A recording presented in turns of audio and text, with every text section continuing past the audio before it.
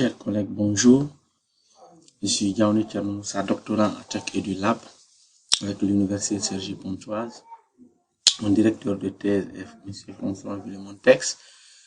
Alors, notre projet de thèse porte sur l'analyse des stratégies métacognitives, didactiques et motivation des étudiants de la licence en langue anglaise de l'Institut supérieur des sciences de l'éducation de Guinée dans leur apprentissage de l'anglais via Facebook. Alors, naturellement, notre zone de terrain est l'ISEC, chargée de former des formateurs du secondaire du pays. Et le public, c'est la licence en langue anglaise du groupe A, inscrit en 2015, avec un effectif de 77 étudiants professeurs. Nous avons observé les pratiques d'une formatrice avec ses étudiants, sur une page Facebook. L'échantillon, le nombre d'inscrits à cette page était de 53 étudiants. Cette formatrice tient le module de Basic Writing.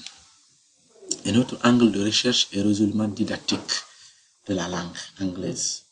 Alors, pour cela, nous avons identifié deux faisceaux. Le premier part du fait que Facebook, dans une situation didactique, pourrait développer une culture de communauté de pratique, selon Al-Gerbi en 2015, mais de surcroît faire émerger un conflit socio-cognitif pour une acquisition de compétences plus efficaces dans l'apprentissage de cette langue avec les réseaux sociaux, selon Bruderman en 2010. Cependant, en 1976, Skitch soutenait que l'apprentissage d'une langue peut être amélioré dès lors que le sujet a une maîtrise de sa métacognition, de ses processus d'apprentissage, de ses stratégies de développement, de son style d'apprentissage. De ces deux faisceaux, nous partons de la question suivante.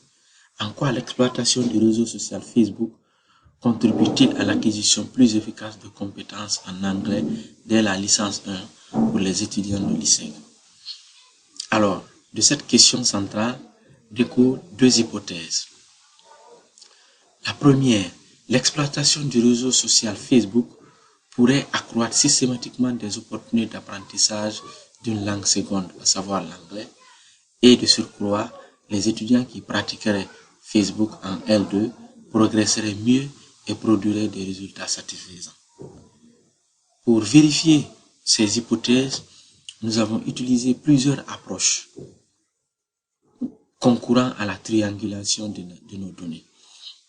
D'abord, nous avons fait un test de niveau dès le début de notre étude exploratoire en matière de compréhension orale, mais aussi de l'expression écrite. Nous avons également effectué plusieurs entretiens avec ces étudiants, mais aussi avec la formatrice quelquefois. Nous avons observé des pratiques de Facebook de ces étudiants et aussi identifié et enregistré les traces laissées sur la page Facebook. Ainsi, les résultats seront analysés suivant les actions, suivant les opérations, mais aussi les tâches.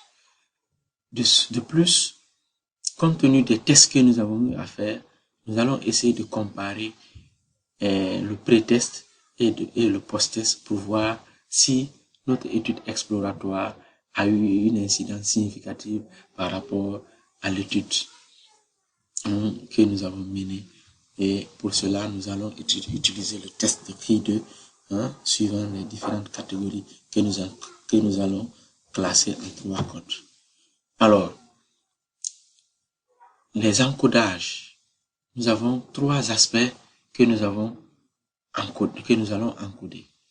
L'aspect didactique, l'aspect stratégie métacognitive, mais également l'aspect motivationnel. Quant à l'aspect didactique,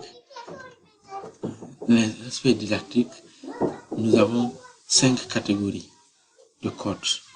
L'aspect motivationnel, nous avons 4 catégories de codes, mais aussi l'aspect l'aspect métacognitif, 4 catégories de codes, mais aussi l'aspect motivationnel, 3 catégories de codes. Tous ces aspects permettront d'affiner davantage notre thème de recherche, mais aussi d'être plus rigoureux sur notre aspect méthodologique, mais aussi l'aspect pour avoir des résultats plus concluants. Je vous remercie.